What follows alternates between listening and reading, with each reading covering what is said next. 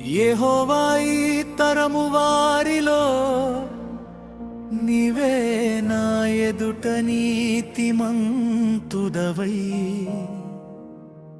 యుండుట చూచితిని గనుక నీవును నీ ఇంటి వారును ఓడలో ప్రవేశించుడి.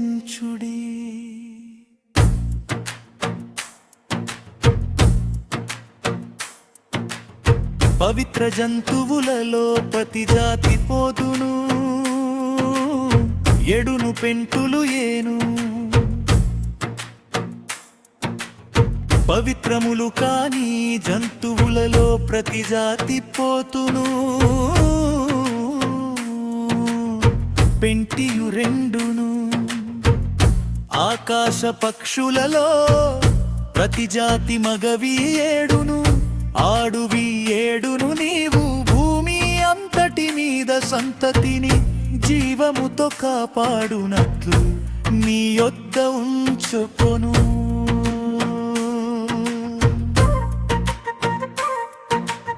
ఎందుకనగా ఇంకను 7 దినములకు నేను 40 పగల్యను 40 రాత్రులు. భూమి మీద వర్షము కురిపించి నేను చేసిన సమస్త జీవరాశులను భూమి మీద ఉండకుండా తుడిచివేయుదునని నోవహుతో చెప్పెను. తనకు యెహోవా ప్రాపించిన ప్రకారము నోవహు యావత్తు చేసెను. ఆ జల ప్రవాహము భూమి మీదికి వచ్చినప్పుడు నోవహు 600 ఏండ్లవాడు. అప్పుడు నోవహును అతనితో కూడా అతని కుమారును అతని భార్యయు అతని కోడండ్రును ఆ ప్రవాహ జలములను తప్పించుకొనుటకై ఆ ఓడలో ప్రవేశించిరి.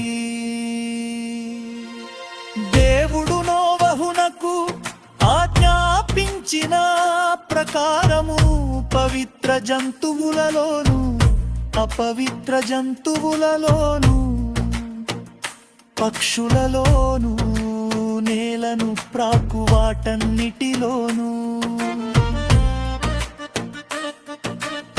మగది ఆడుది జత జతలుగా ఓడలోనున్న నోవహునొద్దకు చేరెను.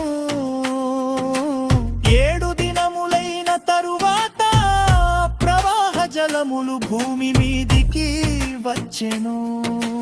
నోవహు వయసు యొక్క 600 సంవత్సరము. 2వ నెల 17వ దినమున మహాగాగ జలముల ఊటలన్నీయు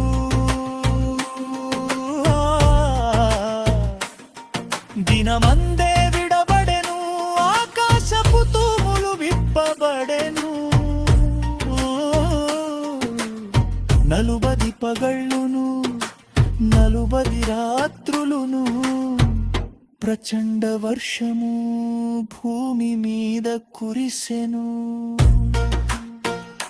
ఆ దినమందే నోవహును నోవహు కుమారులగు షేమును హామును యాపెతును నోవహు భార్యయు వారితో కూడా అతని 3 కోడండ్రును ఆ ఓడలో ప్రవేశించిరి. వీరే కాదు ఆయా జాతుల ప్రకారము ప్రతి మృగము,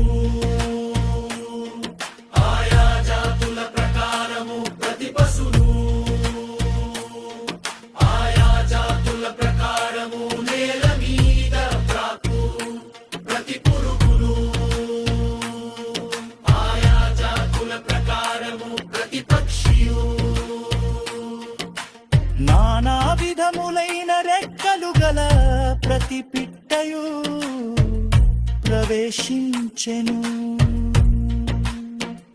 జీవాత్మ గల సమస్త శరీరులలో 2 ఓడలోము మనోవ ముద్ద ప్రవేశించెను. ప్రవేశించినవన్నీ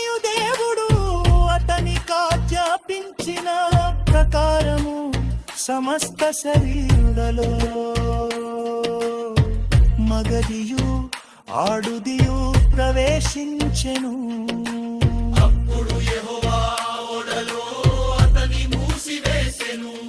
ఆ జల ప్రవాహము 40 దినములు భూమి మీద నుండగా జలములు విస్తరించి ఓడను తేల చేసినందున అది భూమి నీరు పైకి లేచెను.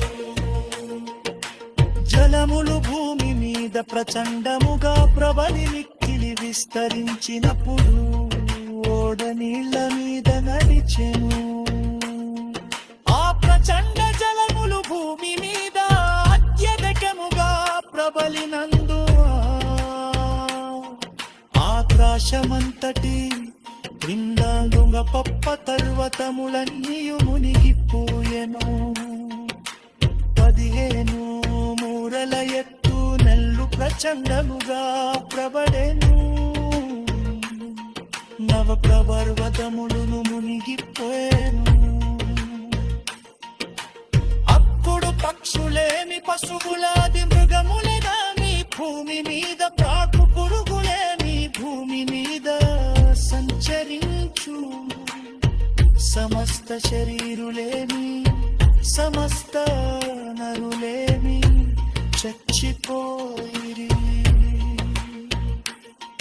పొడి నేల మీదనున్న వాటన్నిటిలోను నాసికారంధ్రములతో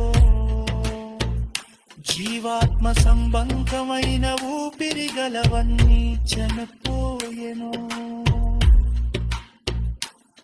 నరులతో తోడ పశువులు కురుకులను ఆకాశ పక్షులను నాల మీద మండున జీవరాశులన్నీ తురిచుమలిదా పొడిట్టుల మీద నుండకుండా తుడిచివేనబడను. నోవహును వటనితో కుంగా ఆ పొడు నారు మరియు అట్లము మిగిలియుండెను. మరుకయే మది దినమునను పడకు నేను భూమి మీద ప్రచండముగా ఆడబలెను.